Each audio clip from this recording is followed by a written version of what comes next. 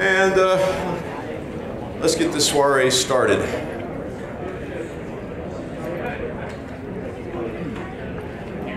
Kind of hesitate to do this.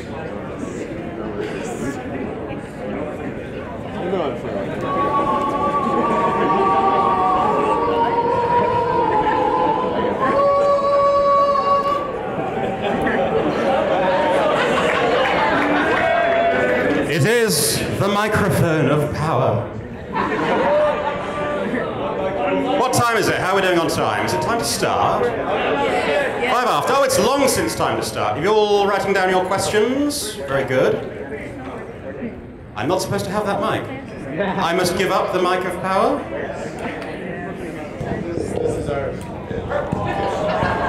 Hello. Foalpapers here.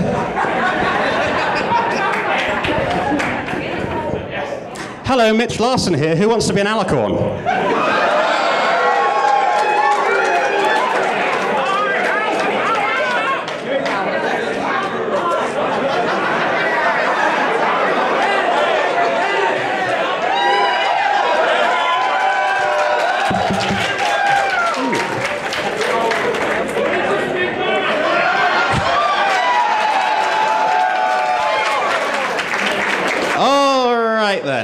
We should get things started then.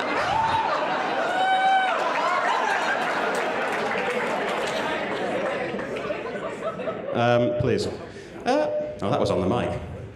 I have been handed a stack of questions like you wouldn't believe, so while I'm trying to sort through these and find some ones that we can ask, I would ask all of these wonderful people who are up on stage here, who you are actually here to see, you're not here to see me, thank goodness, to introduce themselves, even though I'm sure you know them, introduce themselves and say exactly what it is you do for that certain show that we all enjoy. And we'll start down at the end, please. Do you all have microphones? Are they all working? Yeah. Hello. So I'm Jayson Thiessen. I'm the supervising director of My Little Pony: Friendship is Magic. Thank you. I've been doing it since 2009, before it actually aired, obviously. And I'm continuing to do it in season 4.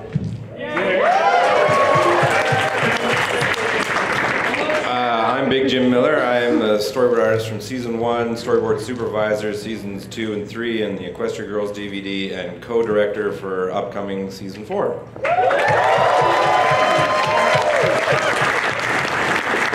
Brohoof, everybody! Air Brohoof! James Wootie Wootton, director, season 1, 2, 3.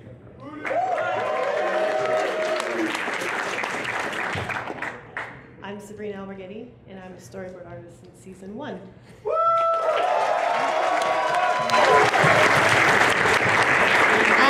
My name is Andrea Libman, and I play Pinkie Pie and Fluttershy. Yay! And I also have some really weird body parts candy that I will be throwing into the crowd. So if an eyeball or a finger lands on you, don't be alarmed. It's just candy. You need it. Hi, I'm GM Berrow. I write the chapter books of My Little Pony. Oh gosh.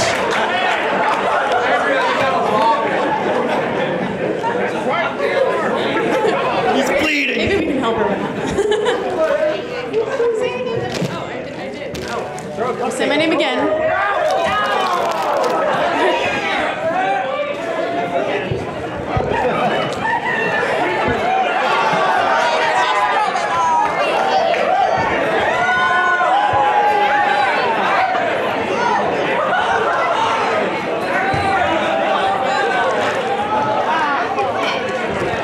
I know I'm supposed to be moderating this and stopping this kind of behavior, but it's too fun to watch. Andrea, you totally derailed the introductions. Sorry. I'm gonna go again. Pause. Pause on throwing. I'm GM Berrow, and I write the chapter books.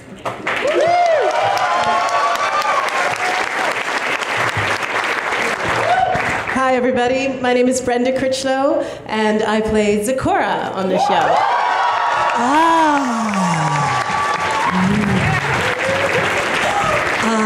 pass it on to you.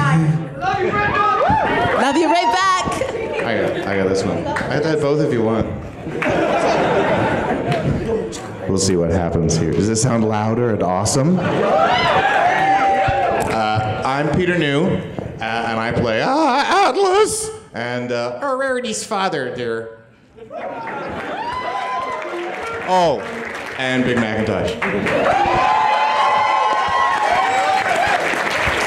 I'm M.A. Larson, and I write stuff.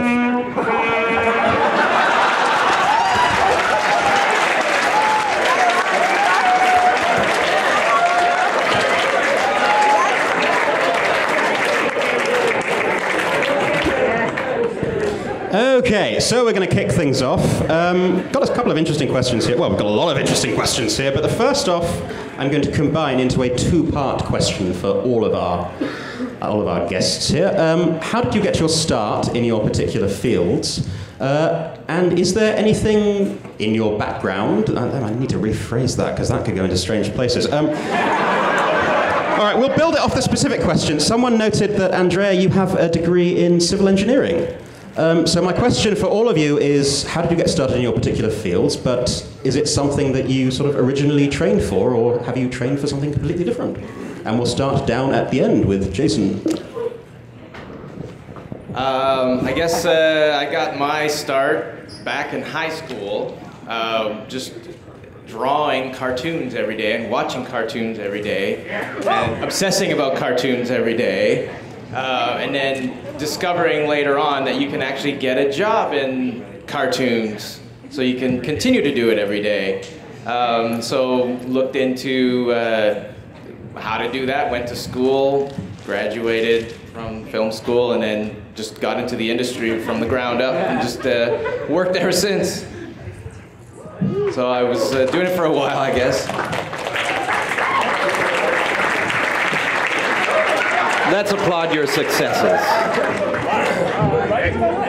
I actually was a genetics major. Seriously. And then I realized it's super boring. And a friend of mine was in film school, and he told me you could make money drawing people fall down for the rest of your life. So I did a year-long film school course, and Wootie was there around the same time, so was Jayson. And then Wootie and I ended up at AKA Cartoon. We worked on Ed, Ed for 10 years.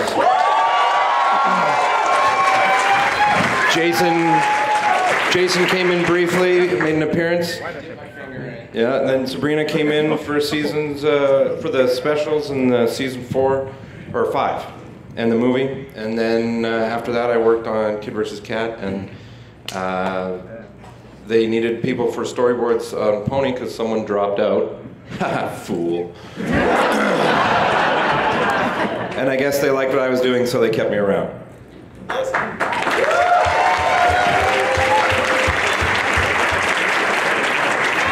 I guess I got my start when I was probably in grade 4, and I figured out I could fool people into thinking I had talent by like tracing pictures on windows and like making a ball bounce around in a flip book, you know, things like that. And as soon as I saw that, you know, I could make entertainment that way, it was like, that's it, I'm sold, I'm gonna make cartoons when I grow up. They also thought it was pretty impressive that a kid in grade 4 had a curly mustache. It's taken me this long to grow it this far. But yeah, I just recommend if you want to get into the business, you want to succeed at it, just do it a lot, like draw a lot. It's the secret to doing anything well, right? Just repetition.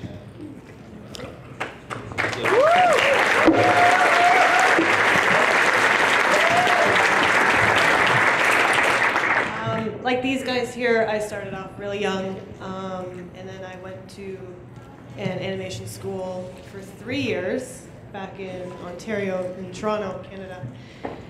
And I guess I was good enough because they hired me on at AKA to work on Ed, Ed, Eddie. So I did that for a few years, and then when that was over, I moved over to DHX and did some boards there, Kid vs. Cat, Martha Speaks, a bunch of kid shows, and then My Little Pony came up, and jumped on board, and here I am.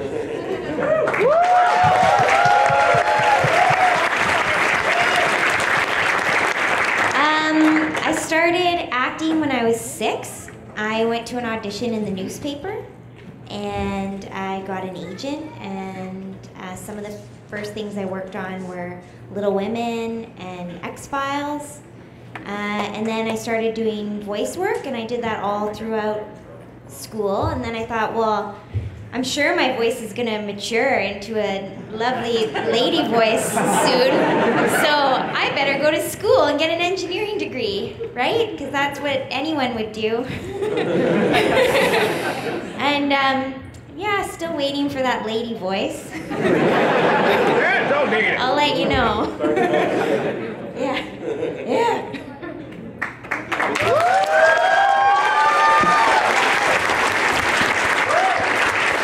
I originally wanted to be a screenwriter, and I still do. I went to film school for screenwriting, and I got hooked up with a friend a few years after college that worked for a publisher, and I was working in TV production. I've worked on pretty much all the Law & Orders, lots of movies, and they needed someone who had a screenwriting sensibility for a specific book series, because it was for a TV show, not this one, different one. And I got the job because they liked that I could write dialogue and it sounded like a TV show. So I got into that, and then just kind of gone from there, and I've done a bunch of different series, and this one's the best.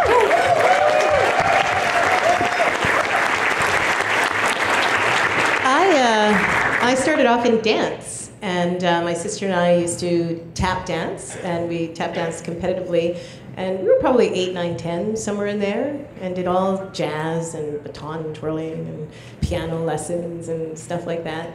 And then as I got into high school, I took every drama class I could, and then graduated and went into theater school and did 3 years at Studio 58 Theater Arts, which is an intensive arts program.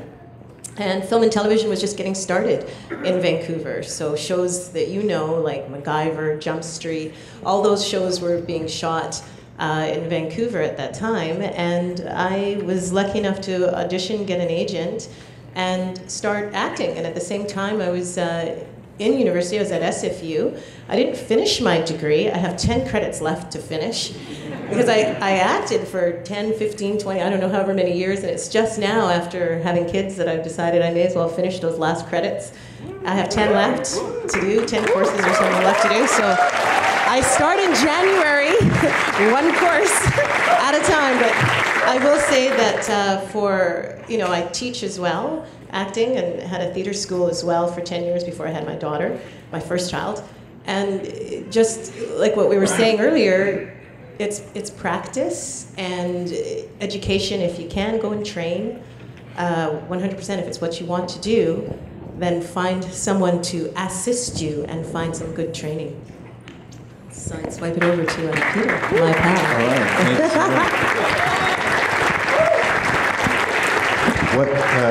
What will your major be? Sociology. Sociology. And literature. And literature. That's my minor or what have you, but sociology is what I'm finishing off my degree in. All right, thank you. Thank you. Round of applause for sociology.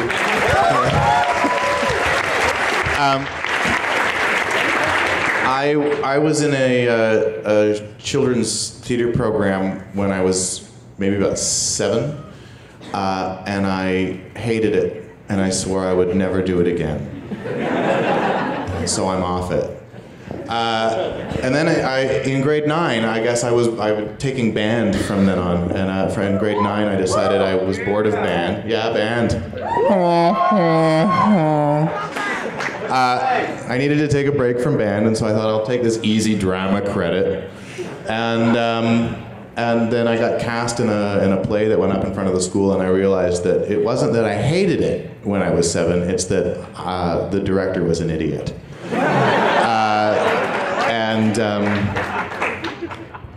And thankfully, I've never worked with another idiot director again, guys. Hey, you guys are awesome.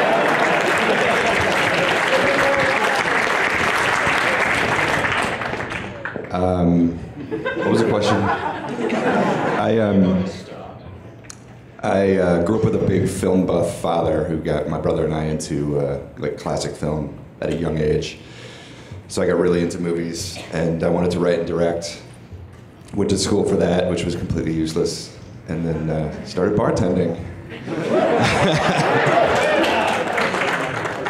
And then when I lived in New York, I worked for a big-time director called Mike Nichols, who did The Graduate and a bunch of legendary movies. I learned a lot from him. And my only claim to fame is that I wrote a really, really, really, really early draft of Green Hornet that like 3 people read. And then moved to LA and didn't know what I was going to do when a buddy of mine worked at Cartoon Network and got me onto the show there. And I've been doing that ever since.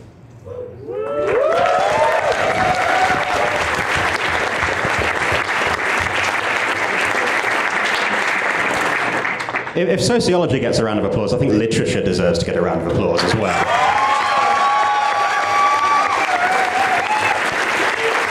Everyone having a good time? I don't want to sort of detract from the good time, but there actually is a question here that's of a fairly serious nature, because we all want to feel safe and secure in this space. So this is for Peter New. I always see you with a hat. What are you hiding? I'm hiding my alicorn horn underneath my hat. No, I wear a hat because I suffer from male pattern baldness. No, my head gets cold in the summer or in the winter, and it gets burned in the summer, and so I just started wearing a hat, and now I wear a hat. Plus, it looks awesome. Become a thing. Yeah. Very good.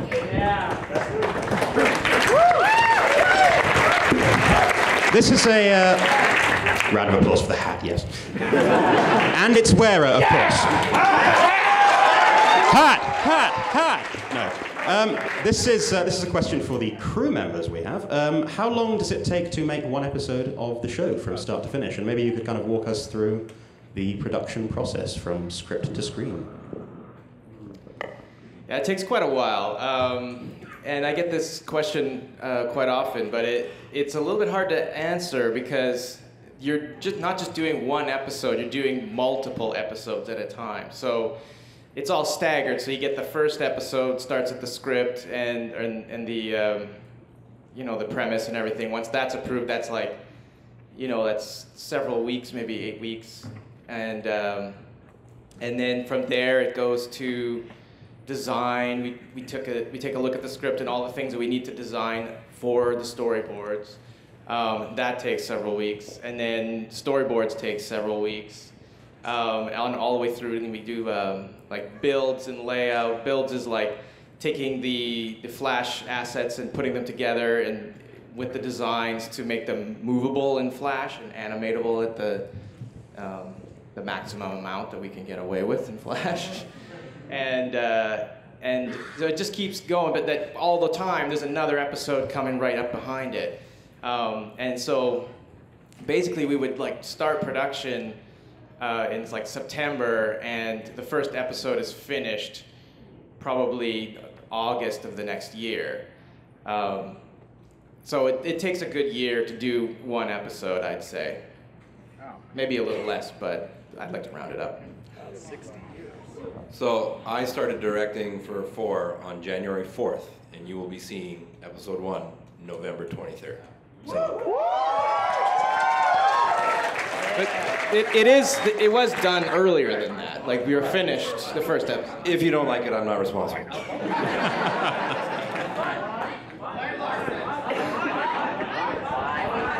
There is a weird lag because I wrote Sonic Rainboom, I think, in 1998. So there's a long time. I think if we were to do, just one episode and focus everyone's effort on it at one time, it would get done a lot quicker, of course. There's one studio that does that incredibly well, right? There's, the South Park guys that can crank one out 6 days or something insane, That's just insane from concept to screen. Speaking of, I'm sorry to cut over you there. Do you have more to say, or shall I? Oh, no, go ahead. I feel bad cutting these people off. I just want to listen to them talk. Shame on me, I know. But speaking of one episode at a time, Favorite episode that you have worked on or seen? And that's a question for mine's everyone. still coming up. My favorite one I worked on is coming up. We can't talk about season 4. No, I can't answer that question. Oh, I thought you meant it was coming up in season 5 or 6. Well, We're I never skipping said 5 what and going season it right was to coming in. I'm just saying it's coming up. That I can talk about? Yeah. I don't know, it keeps changing for me over time. I start to appreciate other episodes. I still think the one that I like is probably the Pinkie Pie meets Cranky Doodle Donkey. Just because of that, the felt animation part, I really love doing that. That was a lot of fun to do that in my basement. So, it was my basement. Grown man! And I make ponies there.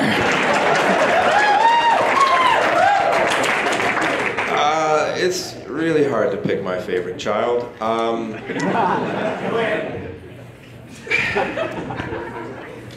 don't know. There's little bits in all sorts of episodes that I really love. Like, that was one of the great things of being board soup on seasons 2 and 3 is that I got to make the storyboard people put in my jokes. One thing that does make me happy to see in the fandom, though, is from the Nightmare Night episode, I think that's 404 or 204. Derpy wasn't in the script, and we threw her in, and she didn't have a costume, so I'm like, put paper bags on her. And I'm happy that people love that so much. I really love, Twilight going crazy. That was a lot of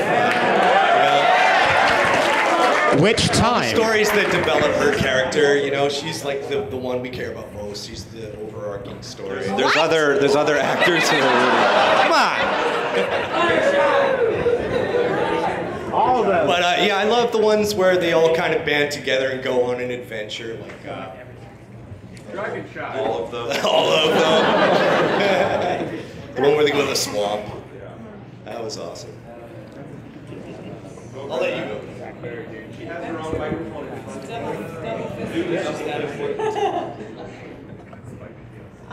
I think mine is now a toss-up, and I hate to say it because it's 2 I worked on. That's so lame. But last roundup, definitely.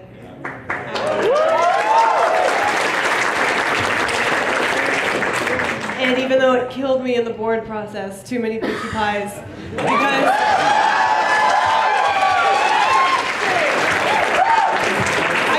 I never really had a Pinkie Pie episode.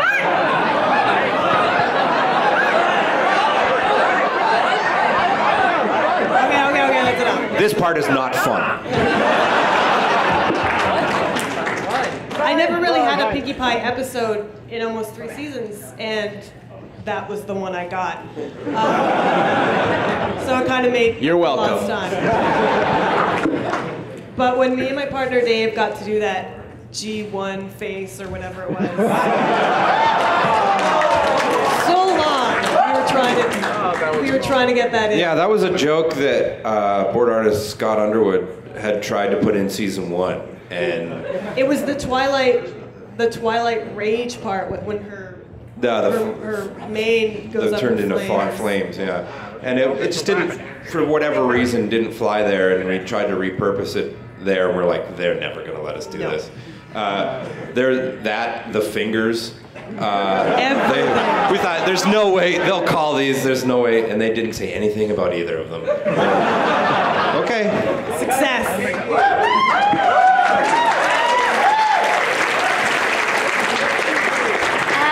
My favorite episode is Party of One.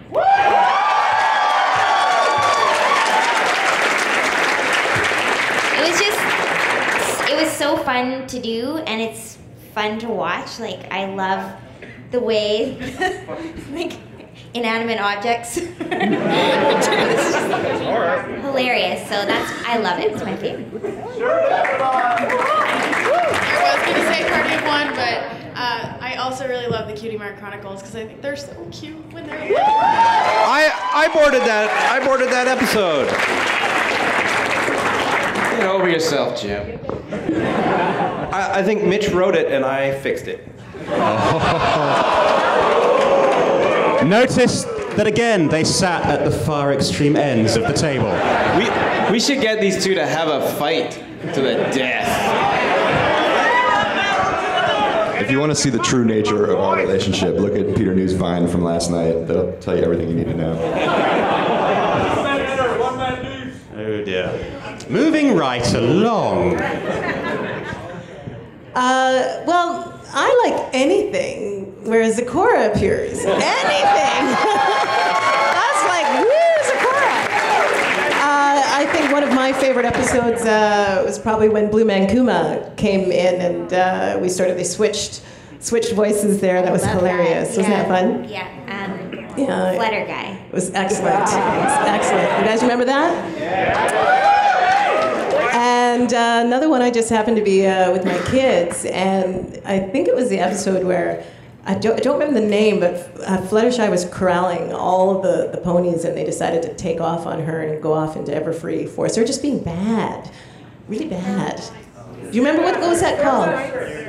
Stairmaster? They just were like, let's go to Everfree, and boom, they took off, and she was, guys, no, not a good idea. It reminded my kids, one going in one direction, the other one going in the other one. So, yeah. My favorite that we can talk about. My favorite moment is for Big Macintosh is where he and Applejack get to switch roles. Right? And I am very pleased with the result of it, but it was actually quite hard to work on that moment. It was actually quite difficult to come with this character who is monosyllabic most of the time and then have to actually say something that means a thing, was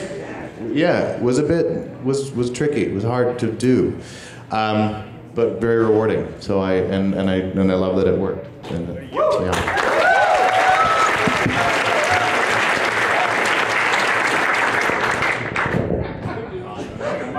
I've actually never seen the show. I don't know. Probably at The Return of Harmony, just because Discord is like a blast to write. And, anything that makes the extremely painful process of sitting down and typing a script fun, I like. So that one, and then Super Speedy Cyber Speedy 6000. What did I say? The secret word? Fun? I think we can agree that it's fun and leave it at that. What some people might not know about some of the crew members is that they I'm going to try that again using language, is that they have dabbled in voice acting, and I'm thinking specifically that, Jayson, if I'm not mistaken, you voiced Snowflake. Yeah! Well, we happen to have probably the world's biggest Snowflake fan standing right there. And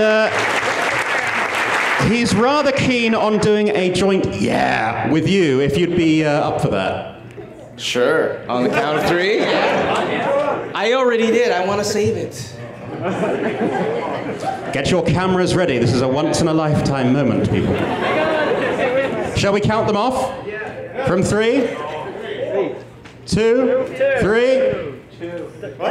All right. We'll start from 3 and go down. 3, 2, 1. Yeah!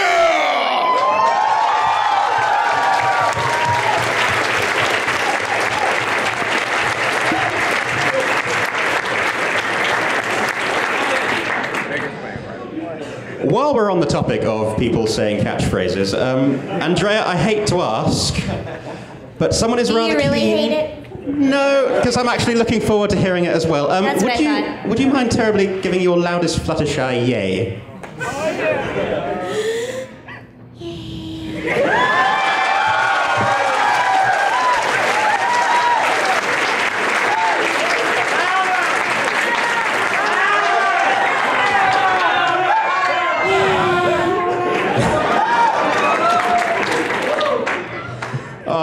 this is a question for everyone. Is it? Is it this way? Yes, it is. Sort of the most rewarding moment you've had working on the show, whether that's been in the studio or interacting with fans. What has been the most rewarding moment for you being a part of this whole experience? And we'll start from this end this time. So we'll start with Peter New. I've never seen it. I can't answer. Depositing the checks into my account. No, that's not rewarding at all, actually.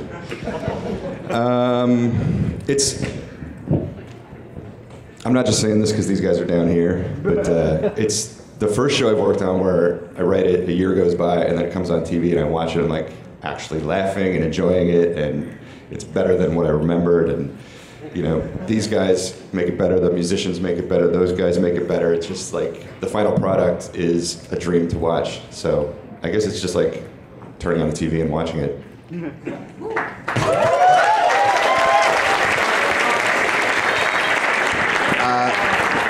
There's so much that's rewarding about this show, but I'll pick that it's coming to these kinds of events and spending time with you guys, because this is... That's what I was going to say. I meant that. It's... Honestly, it's remarkable. This look at what is happening in this room. Look at each other. This is incredible. And that, to know that we're part of something that is doing this is phenomenal to me. Okay, so Peter indeed took the words right out of my mouth. It is absolutely having the opportunity to interact and meet and greet with all of you. When we get our one-on-one time during, say, autograph sessions, I have had the absolute pleasure of meeting some incredible, unique people. And I think that's my own message, which is we are all unique. Nobody does what I do. Nobody does what you do how you do. And I've met some incredibly intelligent, educated people who all have skills and gifts, and it's an opportunity to share. So knowing that this show has provided that in this time and space is wonderful. I couldn't be more blessed. So I thank you. Well, it's a little different for me than these guys because they all work on the show. But the greatest thing for me, other than being able to be a part of this and this whole community, which I've never been able to be a part of. I've written lots of other books, which I will not mention, but lucky enough to be involved in something like this and having parents and kids and people of all ages come up to me and tell me that they picked up a book because it said My Little Pony on it and now they're reading together. That's really amazing to me. Even if it's just a chapter a night at bedtime and that their kids are looking forward to reading, that is the best reward ever. She wrote Harry Potter, by the way. I've had some incredibly rewarding moments. One of them happened in season 4, so can't mention that yet. But I will tell you about another time that was really, really special. It was actually early on, probably when we were recording season 2, maybe. And I got to do a phone call with a little girl in New York that was about 5 years old and fighting for her life. She was fighting cancer. And she loved Pinkie Pie more than anything in the world. So I got to get on the phone with her. I was in the studio, and I was Pinkie Pie, and she had a million questions for me. And she really, I was just sitting there looking through the glass at the engineer, and we were going, crap, how are we gonna, she's like, and what's your mom's and dad's names? But it was magical. It was just absolutely incredible. She was just so full of energy. She was so, she was had her list of questions, and she wanted to know this, and where was I going to go on vacation, and just, it was amazing. And to me, well, for mom and dad, I said, I just called them mom and dad. And I said, for vacation, I'd love to go back to Manhattan. So, yeah, so that was incredible. But there's been so many things. I just feel so lucky. Every moment, it's just savor it because it's incredible. So, thank you, guys.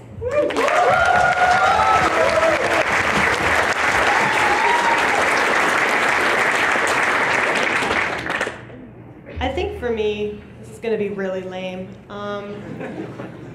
I've met a lot of really fantastic friends being so involved in the community.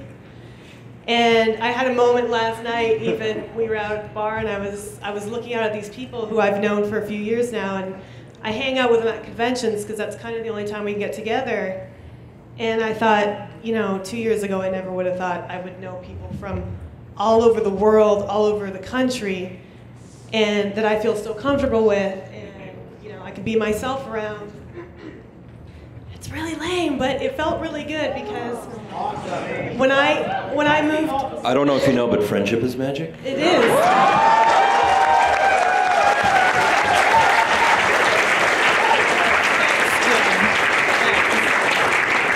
But when I moved away from Toronto out west, I moved by myself. I didn't know anybody. I had no friends, and then I met these guys at AKA, and I've known them for 10 years now, and you know they're my support. And I found Vancouver really hard to make friends with, especially the older you get. It's a little trickier, I find. So meeting the people I've met through the fandom, who've become very close to me, I think means the most. That's it.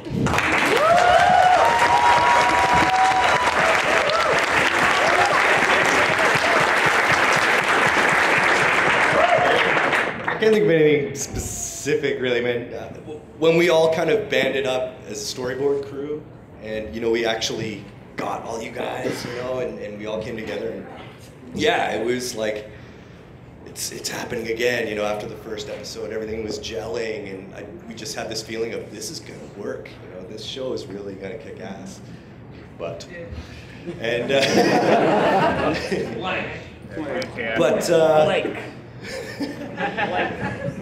I really enjoy seeing the animation come back. Like after you work with storyboards for a long time, it's all black and white, and we're planning it out, and you know, crossing our fingers. Is this going to turn out good? Is this going to work? You know, and seeing it come back in color just kind of reminds you that yes, these characters are alive and breathing. And it's very fueling as an artist. So I think that this show just rewards the artist in me, and you know, after pouring your heart into it, it comes back at you. And seeing all this as well, you know, all you guys, it also rewards you, you know, the heart of the artist. So.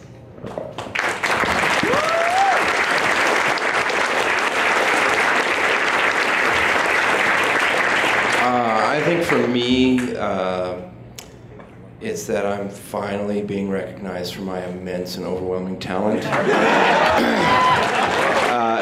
Seriously, I'm always floored by the acts of charity that the Brony community does. All the people who take the message of the show to heart and give back something always is like, wow, these people are really listening to the show and doing something positive.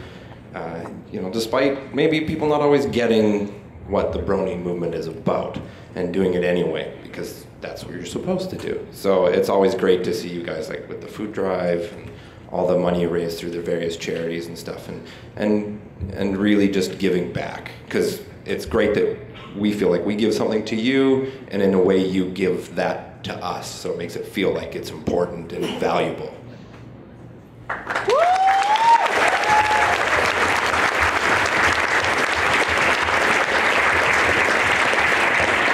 Great, I get to go last. Basically, ditto what they said. Yeah, pretty much echo a lot of the same sentiments there. Like just seeing the fandom grow immensely, and everyone like wearing costumes of the characters and embodying them, and following along and getting really excited. Like, that's awesome. That's everything we could have ever wanted, you know, from our little cartoon show for Saturday morning. You know? But you know, for everyday rewards, I really enjoy like seeing the reactions when the episode goes out. Like I love going and like, okay, what are they saying about this one? And you know, even like positive and negative comments and stuff. It's just cool to see people talking about it and caring about, you know, well, they didn't like this, but they cared enough to not like it. You know, like you have to care to not like something. So it's cool to to see that kind of commitment to the show. And then like days later, you see drawings that people are doing and they're inspired by, yeah, even hours later, yeah, they're like, suddenly there's like memes and drawings and image captures and all that stuff on websites everywhere. And yeah, all websites. And it's just like, it's like, wow, like that people really saw that and took it to heart, and they got that joke, and then they're retweeting it and all this stuff. It's cool. I especially liked it. I mean, going back to the felt thing, I really liked the when all these people were making felt art based on that little moment. I've never thought that would happen. It was like inspiring art, and I just thought that was really cool that we're actually inspiring artists. And I would have loved that as a kid to have a show like that to inspire me, and we had that with like Looney Tunes and stuff like that. That's what inspired us. That's how old we are. And like other Disney afternoon shows, and to see that new generation kind of being inspired by something we made, it's really rewarding. And then seeing that stuff come back at us, like we have a giant poster in the office of a huge picture that you bronies have made with, yeah, like a bunch of, I think it was it a collaboration? I can't remember. It's the huge, we all have it like mounted on the wall, and every day I walk past that and you just feel reward to see that. And see even like they drew some of us from the show, like us staff, in there, and it's just like, that's so cool. Like who'd have thought, So yeah, that's the stuff that I love to see.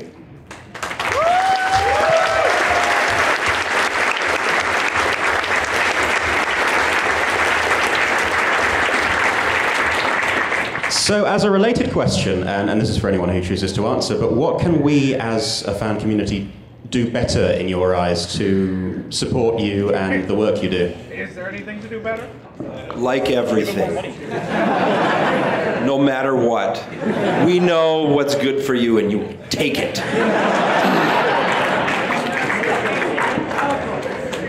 All right, this is a question for the writers, if Mitch is done cracking up, but... what is your... Are you quite finished? No, you don't. I'm turning that one over. He keeps peeking at the cards. He's cheating.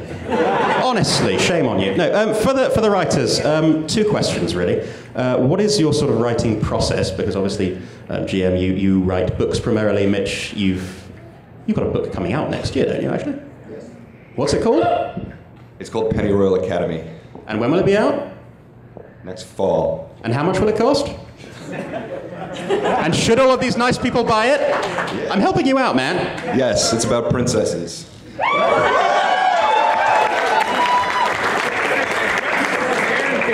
And there's a horse in it, too. So tempted to ask the obvious question about wings, but... no, what is your writing process for both of the writers, and how do you deal with procrastination or writer's block, which I'm sure a lot of people in the audience who are writers and do fanfic and that sort of thing would love to know your secrets, so divulge them, please. I'll try to do a quick overview of this show, because that's probably the most relevant, but at the beginning of every season we have a writer's summit in Burbank, and that's where I first met Jayson and Wootie when they came down for that. All the writers get together, and those guys, and sort of come up with ideas, just thousands of ideas. I wish it was thousands of ideas. It's like 10 ideas for a 26-episode season. And then whoever it is, Lauren, Rob, Megan, writes up some premises and starts to distribute them. So then I'll get my premise, go in for a story meeting, which is just, in season 1 and 2, it was me, Lauren, and Rob in a room with no windows. And from then on, it was me, Megan, and she brings in a third writer just so you don't get stuck. There's 3 people. So like Magic Duel, Cindy Morrow is in there with us for that. And then you're completely isolated and on your own for the rest of the time. Then, you write the outline, get the notes, do the draft. It's all email. It's bizarre that we don't ever see anyone on the show. This is only the second time I met him. I've never met Jim before. Some of the other writers I've only met like once. So it's very, You're going to get some very specific notes from me from now on. You have to deliver them in person. Fashion notes. Oh, that came out wrong. In terms of writer's block, I never believed in it until I got it last summer. And it's... Took that long? Yeah. To get writer's block. It's absolutely horrifying. It's, do you guys know the imposter syndrome? It's closely linked with imposter syndrome, and you just kind of sit there and you write the same sentence over and over and over again. Delete it. All work and no play make Mitch a dull boy. Yeah. Then you try to murder your wife, and then you go back and try to write some more. But you just keep going, work through it, and then eventually you break through it. But I think the whole point for them too, for us, for them, is to surprise yourself. So that's kind of why you do it. You keep going, like looking for moments where you can make yourself laugh. Yeah, and if you got writer's block, then just sit down and keep typing. There's no magic. That's all it is. I'm really jealous of this Writers Summit thing. I'm completely on my own when I'm coming up with concepts, and I talk to my editor about them, and usually I have to come up with about 3 ideas for a new book. And then I pitch it, and then it's a long process, and I have to wait and hear. And I was talking to these guys about how usually, well, not usually, but it has happened in the past where they pick the idea I don't want. And they were saying not to do this, which is great for me to be here with them and get advice, but I shouldn't put in an idea I don't want to do, because then they're likely to choose it. So when they tell me which idea they like, I usually come back with a longer outline, and a lot of the times it changes a lot from the outline, but they want to see something, and they want to know that you know where it's going, and and then when you finally get down to it and you have everything approved and you're like, great, ready to go. And then I've had a fair amount of writer's block, but like Mitch said, you just have to keep plugging away at it, because there really is nothing else to do. You have to do it. And there have been days when I sat down and wrote nothing, and then hated myself later and complained to my friends, and then they just tell me, go back and work on it some more, and that's all you can do. Same thing. I just have to add, the deadlines are spectacularly helpful. When it's like, you have to have it in, then all of a sudden you're creative. So try to find a way to get a deadline.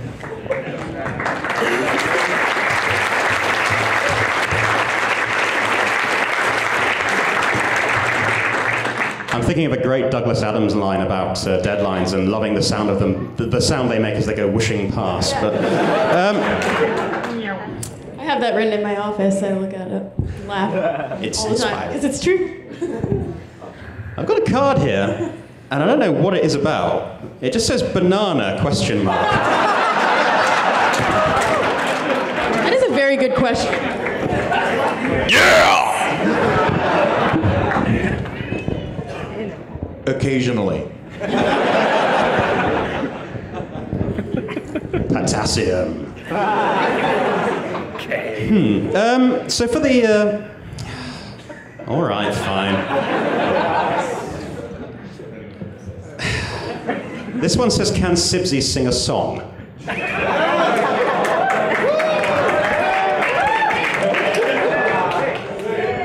Near, far, wherever you are. Why do I have a feeling that Mando wrote this question?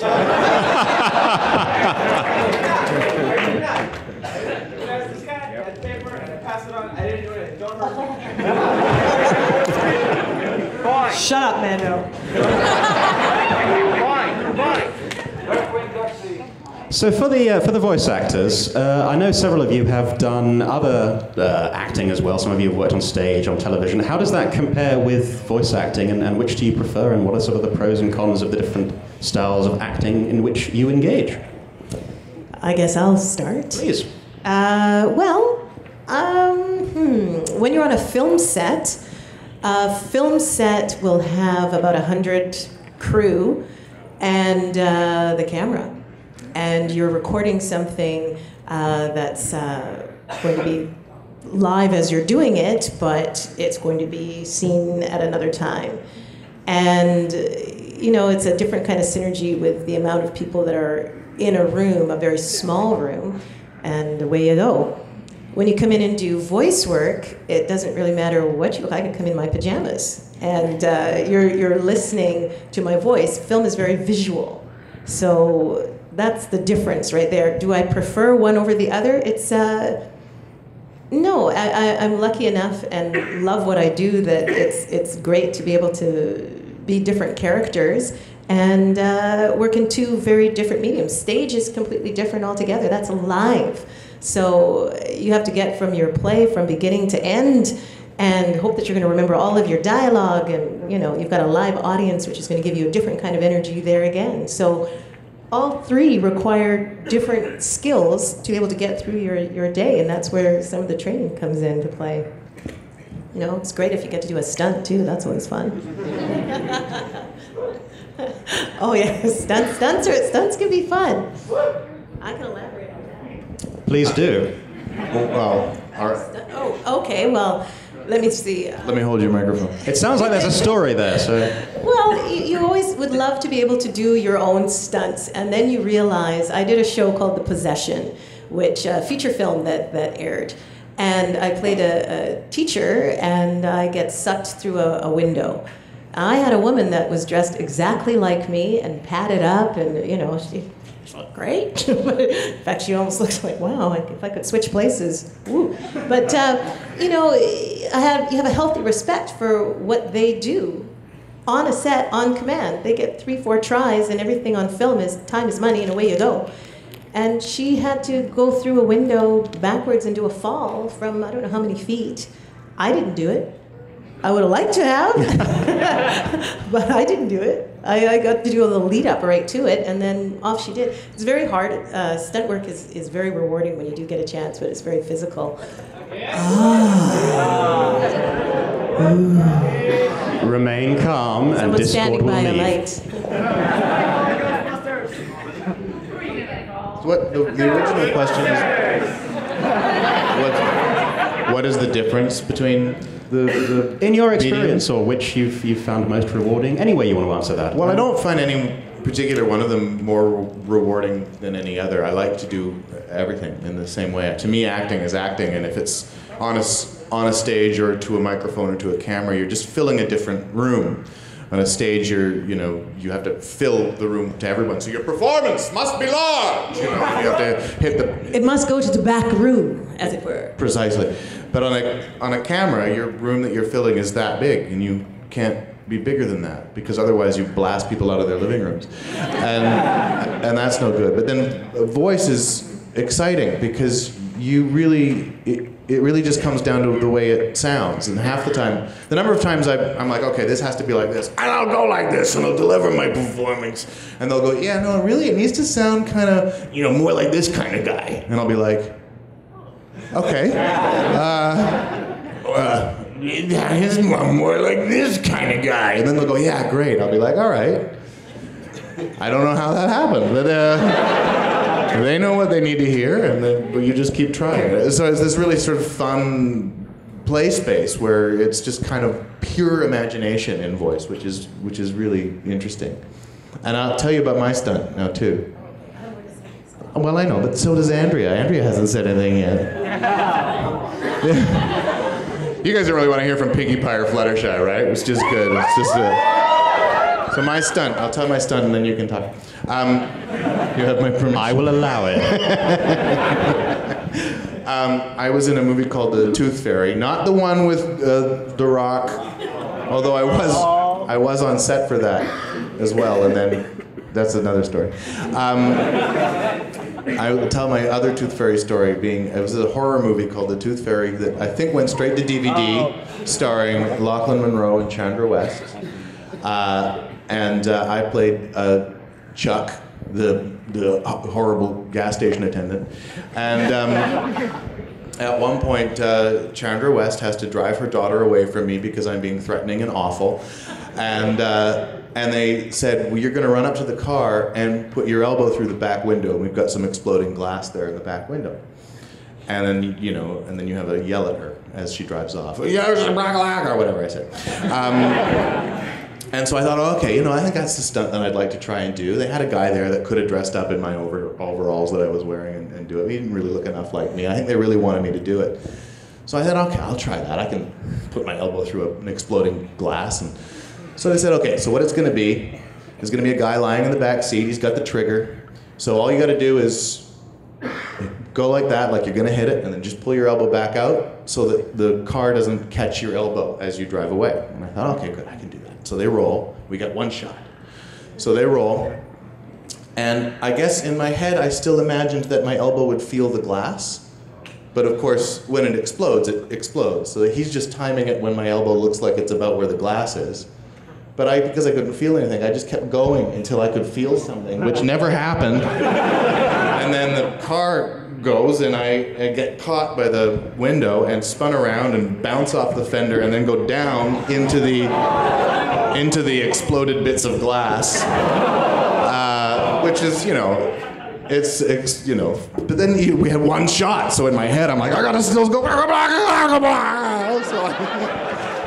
I hop and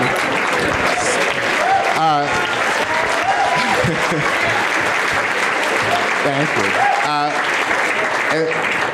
But then, they say cut, and then everybody kind of runs to me and goes, oh, are you okay? Is everything and I was in total shock. I was like, yeah, fine. It was good. It worked. Did it work? Did we get it? And they're like, okay, you need to go have a tetanus shot now, and can we move on with the day? Are you going to be okay? Here's a little bump in your pay for not suing. Andrea. I don't want to talk after that. It's hilarious. Yeah, that's in the movie. Oh, we all have to watch it now. Oh, yeah. Yeah? Sure. No? Yes? That's not it! That's for the sequel to the other one. That's the other sequel.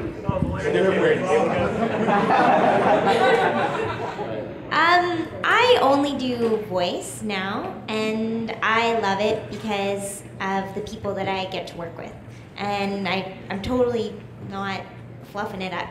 The people are amazing, and that's what makes it so fun, is you go in, you're like, oh, I get to see Peter today, I get to see Jim and Jayson. Like, it's so fun. Everybody's hilarious. It's like going to work and then you laugh all day. I can't think of anything better. So it's really comfortable. It's in Vancouver, it's a pretty small community, so everybody knows each other, and it's just so comfortable, and yeah, I love it.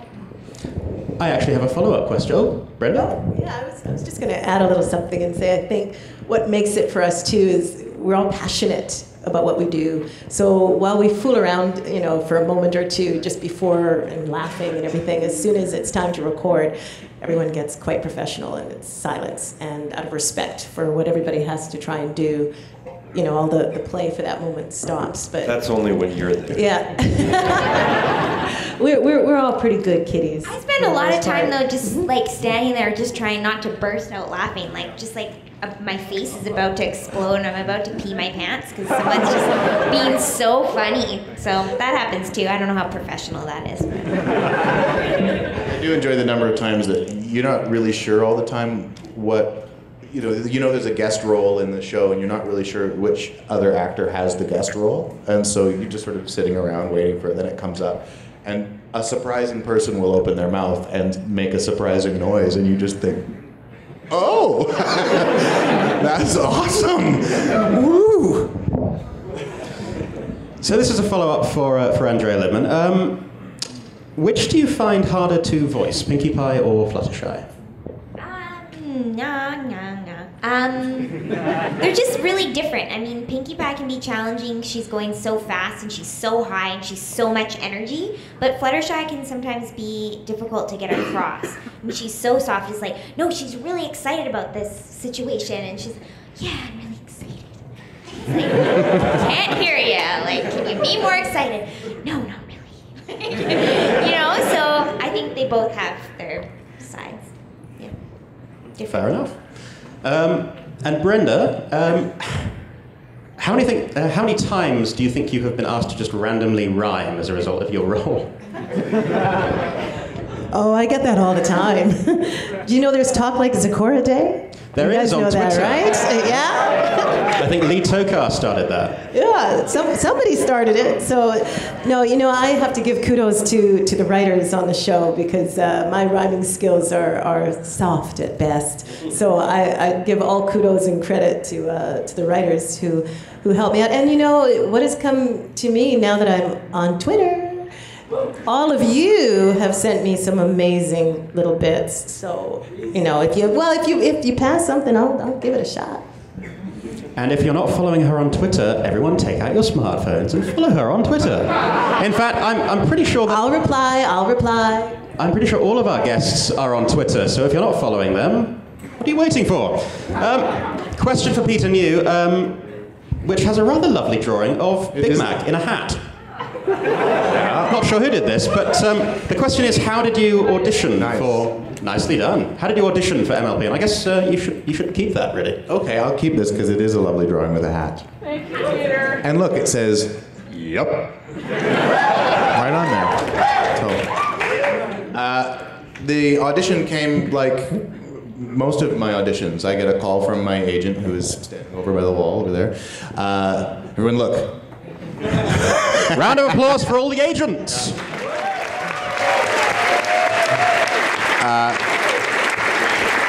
I just get a phone call saying, okay, MLP wants to see you, or whatever show wants to see you tomorrow morning, usually at whatever time. And then I go and I walk into the studio and I say whatever lines they've handed me, and then I go home and I hope for a phone call someday.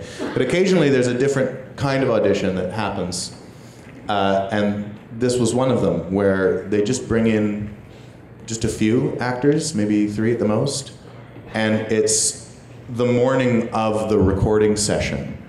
And so it's, your audition is about 8:50 or 8:53, and they bring you in and you have to read the lines, and in this case I think Lauren Faust was probably on the telephone and you guys were sitting in there. It was only about episode 4 of season 1. And there was just a couple of us, and we go in, do our thing, and then we go back out, and we're waiting now in the lounge outside the studio as all of the main cast arrives to record the show. So we're all, saying hello and having a nice time. But meanwhile, the couple of us that are auditioning, we're like, hi, yeah. It's the voice off. It's very nerve-wracking. Are you looking at each other like... Yeah, you size each other up. It's horrible. It's the worst audition ever. And then they come out of the studio and they go, yeah, it's going to be you. Thanks for coming in. And you get to go in and record with everybody, and then the other 1 or 2 guys have to walk home. That is brutal. We make them walk home. Yeah. Even if they drove it. Yeah. And the thing is, I've been on both sides of that kind of audition, and it's really hard either way. It's really hard to be the guy that gets it, and it's really hard to be the guy that doesn't. But I was very lucky in this case that I was the guy that got it. So that's how it happened. The $50 you slipped us in the audition also helped. Huh? This question could go downhill very quickly. To everyone, any embarrassing stories to tell about your fellow panelists? This is a family con. Any embarrassing PG or G-rated stories to tell about your fellow panelists? Jim farted. Just now. And when I sat beside Wootie on the plane yesterday, he farted.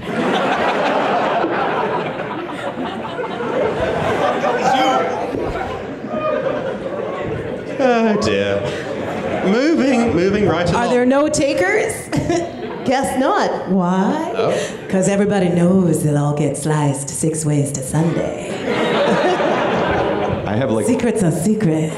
I have like a million embarrassing Lauren Faust stories, but unfortunately she's not on the panel, so I can't.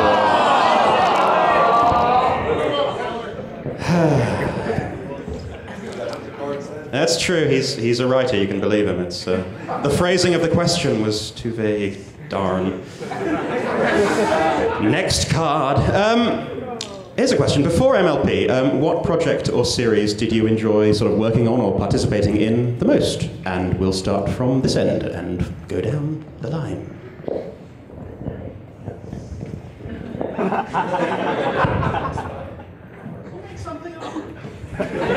Well, I created this show called The Wire. That was pretty fun. That was after I created The Sopranos. I was the star of both of them, and they were very rewarding. And weirdly, this is only the second time we've met. I wrote a movie called The Tooth Fairy. That was really rewarding. I die in it horribly. This is not the question, but I'll answer it anyways this way. And I gotta say, people keep telling me there's somebody here who looks just like me, and it's so clearly that guy right there. You turn it around, you. It's so obviously him.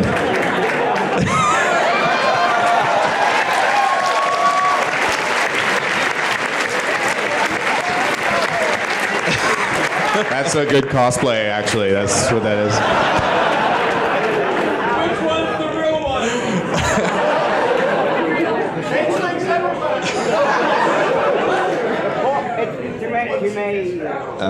I don't have an answer for this. This is the best show I've worked on. That's a good answer. Every other, this is the best show I've worked on.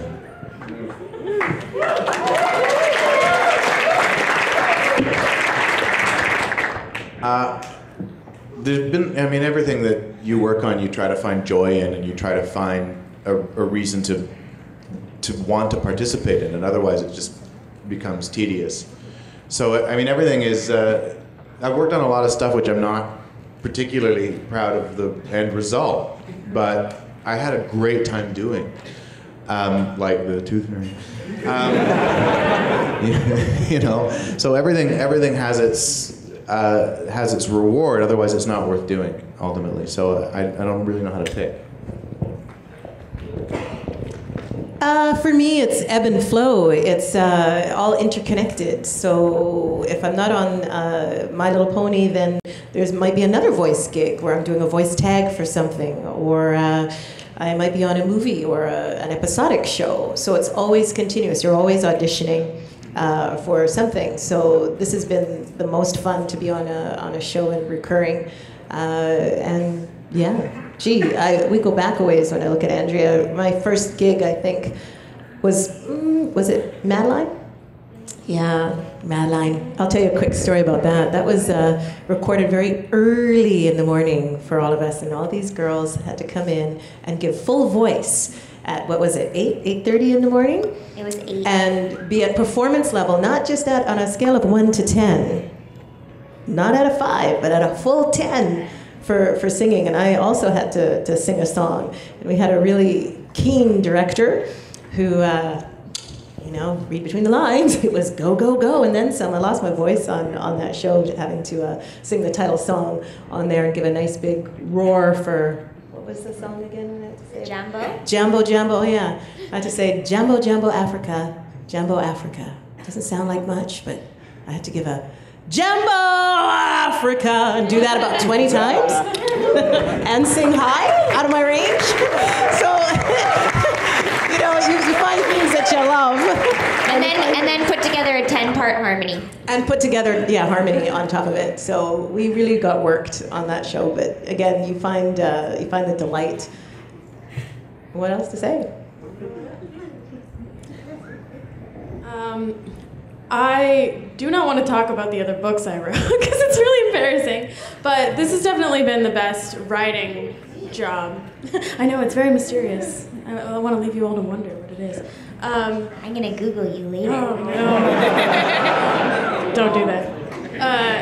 But I worked on a different TV show in the UK called Blue Peter. Has anyone ever heard of that? Yes. It's a kids' TV show. And I grew up watching that show. Yeah, it was the best job ever. They have on Blue Peter, it's kind of like a magazine-style show for kids. They go out and do different segments all over the UK, and there's like scripted segments, and they have these pets that are like part of the show, like a cat and a dog and a horse, and it was so much fun. Like, I got to write segments for that, and I got to play with animals all day, and it was just the best. So that was the other best job.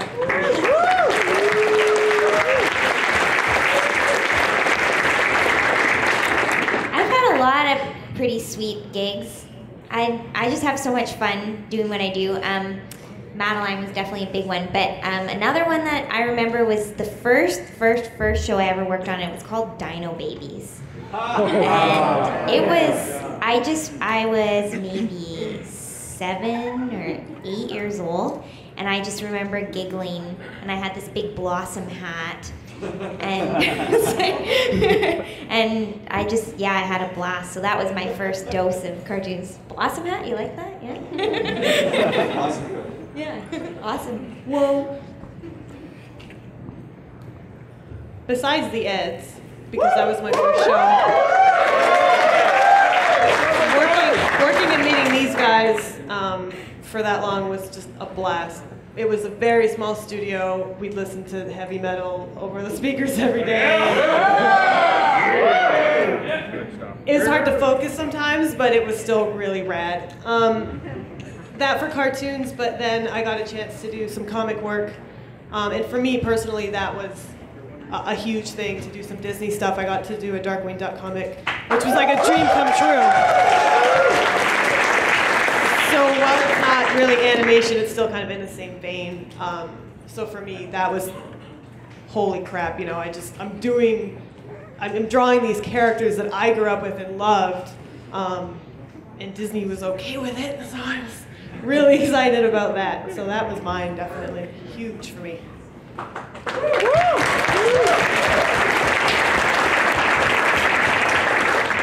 I've always loved the jobs where it's encouraged to be, you know, immature goofballs with your buddies and, you know, make people laugh, you know, so. My Little Pony was definitely one of those. Ed's was most definitely one of those. The current project I'm working on is really fun as well. It's with some guys I've worked with before as well, and that's Seth Rogen's feature film, The Sausage Party, where it's a cartoon. But yeah, it's a lot of fun to work with your friends and just be silly. It's like you're just hanging out, having fun, and getting paid for it. It's great.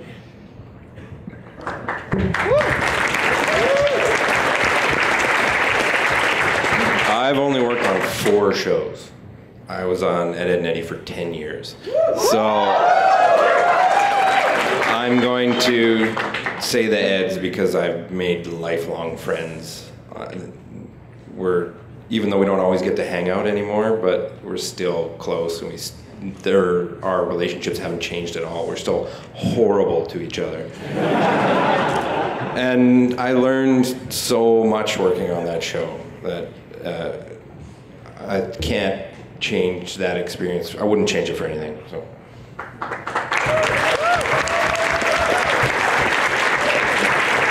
Yeah, definitely any job where you can like sit in a little room with your friends and like make funny partying and playing music and making funny jokes and coming up with silly animations and showing off to each other like, hey, check out this thing I did, and trying to make the other person laugh and one up them or something like that. Like that is the funnest thing. That team environment just is like going back to school in a way, because you're always trying to improve each other and help each other get better. Yeah. That slight competitive but supportive environment really helps to push you and make you want to do better. And it was really awesome having you guys there and just look at a scene and, you know, the director's not around, but you're like, that could be better. I think you can do better than that. And you're just like, oh, okay, you know. And you're always challenged to make it better. In the end, you're really happy with yourself. And then you kind of go home and like, yeah, that was a good scene today. But I guess the show before Ponies that I enjoyed making as a director, the first direction job I had was Puka. And I don't know if I guess a few people have seen that, but it didn't last very long. It was a couple of seasons, but it was like, there were 7-minute shorts, basically strung together into 3 for a half hour. And that was like, for a full season, that was 78 separate stories, that each one was only 7 minutes long.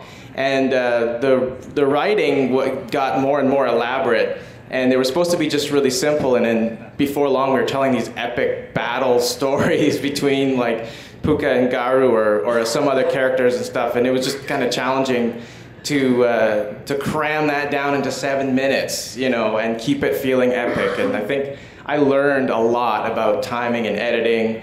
And how to run super fast from meeting to meeting. Yeah, the schedule. Format. The schedule was so crazy. I'd never dealt with a schedule like that before. It was a totally new environment. And, you know, going to hand out a storyboard to a board artist, and I'm looking at the clock, I got like 10 minutes before my next meeting I have to be at. And I'm like, okay, here's the script, and we're gonna do this, and I'm going over it, and he's just like, well, okay. And I'm like, you got that right? All right, I'll see you later. And I'm like, off to the next thing. And then it was so crazy, but it just taught me so much. And I think a lot of what mistakes I made on that show really helped teach me about how to not make those mistakes later on a show like Pony. And when Pony came in, it was like, finally, a long-form show. I can actually have an opening shot, you know? It was just nice. But I'll never forget Puka for that kind of, you know, that learning experience that I had on that. It was crazy, but really rewarding in the end. I have been... A round of applause for that, please.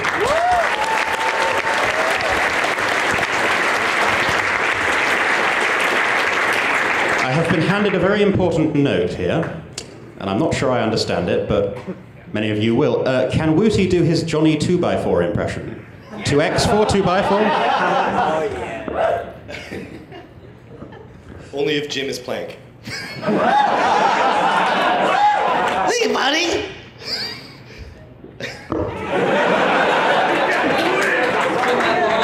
It's been a long time. Oh, man.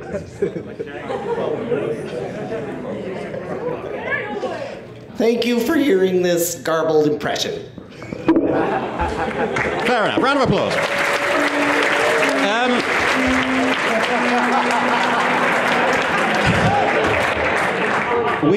By my watch, it is 12:23, so we're coming up towards the end of this, but if you haven't had the chance to have your question answered, there are going to be individual panels with each of these wonderful guests where you can ask more specific questions. Got a question here from a young lady named Amber. Where is Amber? Hello.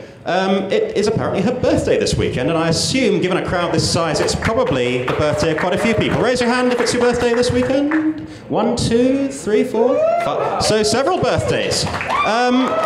So it says, can you guys sing me happy birthday? I think we should all sing happy birthday to the birthday people this weekend. Yeah? Sing it right.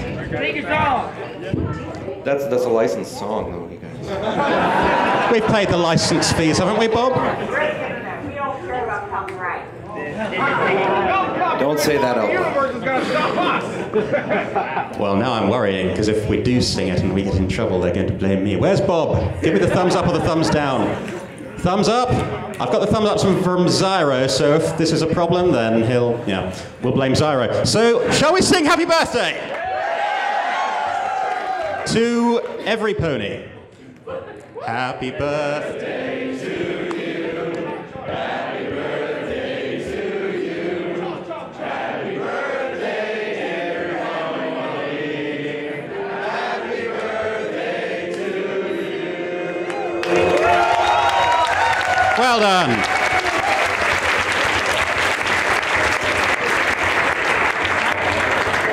So I think we've got time for a couple more questions. And this is a rather sweet one. It's for all panelists. Someone I will not name did me a huge favor and paid for a room for me last night, which is greatly appreciated.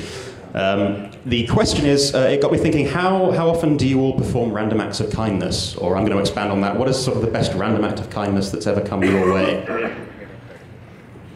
And anyone who wants to pick up on that? Someone who's done you a good turn in the past, We're all randomly. horrible.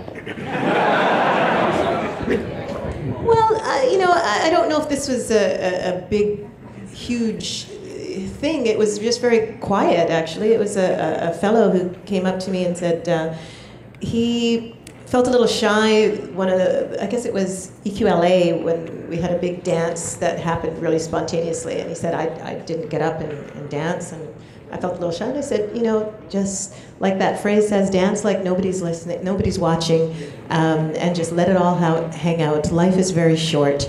And I think I gave him a hug, and he has a button that says, Brenda Crichlow believes in me. And we had a nice chat. It was a nice moment, and it was just a quiet little exchange, and I think sometimes a little random act of kindness is just that, very quiet, very pure, and if it boosted someone's confidence in that moment in time, then it was just between us.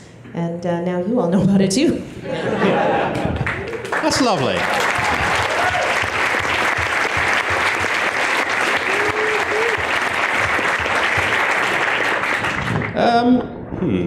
This is kind of an interesting one, but we've had some quirky questions before, so I'm going to ask it anyway. But we need a volunteer for it.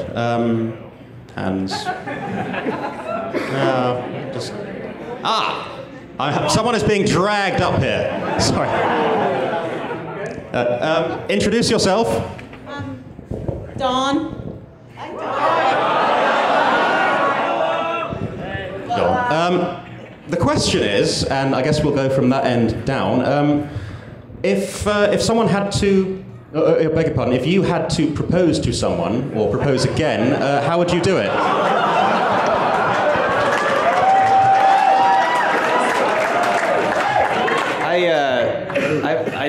I never really proposed to my wife, so I never really have any experience with that.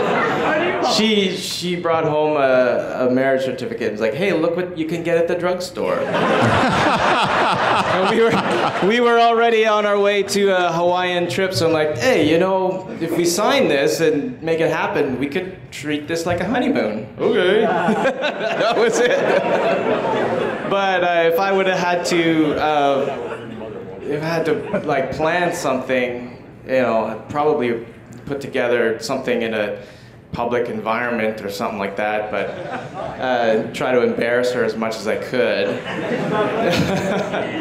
And talk about how her assertiveness and strength in that adversity was so good and she held up to it.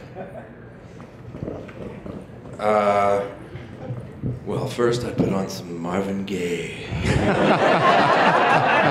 And I'd wait upstairs for her to come home from work, and then I'd be like, ooh, baby. You're so understanding and wise. And I'm a lump. Is that doing it for you, Dawn? Is that? So we go from there.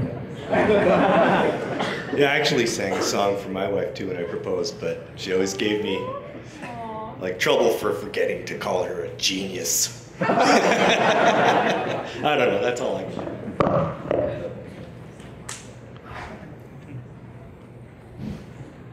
That's the touchy subject for me. My last relationship didn't go so well, but you know, moving up, moving on. I think I would say try to remember, you know, how comforting your significant other can be. That's really important. That's all I have to say.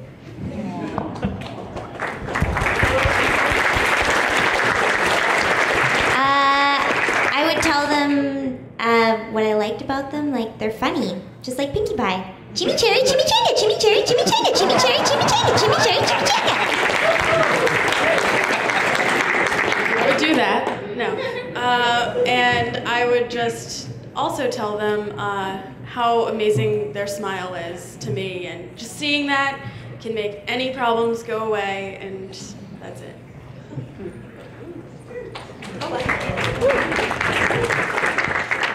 And I would say to always remember that you are beautiful, beautiful in body, mind, and spirit.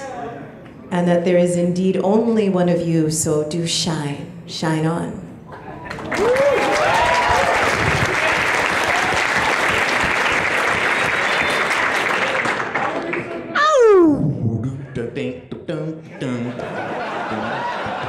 The first thing I would do is I would go to the grocery store. I'd get some milk, bananas, flour, some garam masala, get some cilantro, paprika, chunks of lamb, some lamb, maybe chicken. I'd blend all this stuff together. Blend it. Oh, I'd blend it. And then I would have you make me a curry.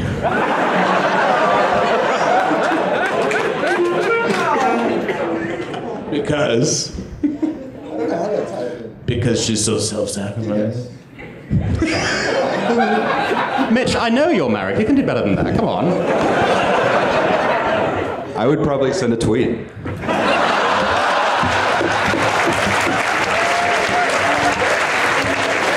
Referencing your self-sacrificing nature. And hopefully you would favorite it. Get a Twitter account, then there's so many proposals that would be coming your way.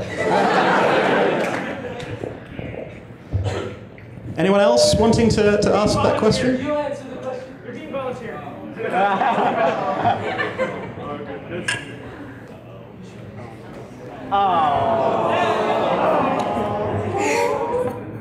Everything they said and more. You are the rock in my life. You are the rainbow dash that clears my skies. You are the pinkie pie that makes me smile. You are the sword in all of my fights. I love you, and I want to spend the rest of my life with you.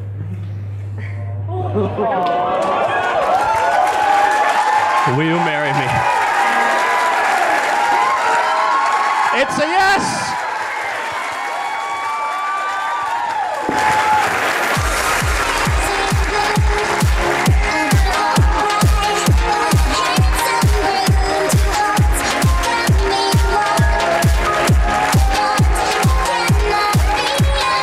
Thank you all very much. Let's hear it for the happy couple! And another huge round of applause for our wonderful guests!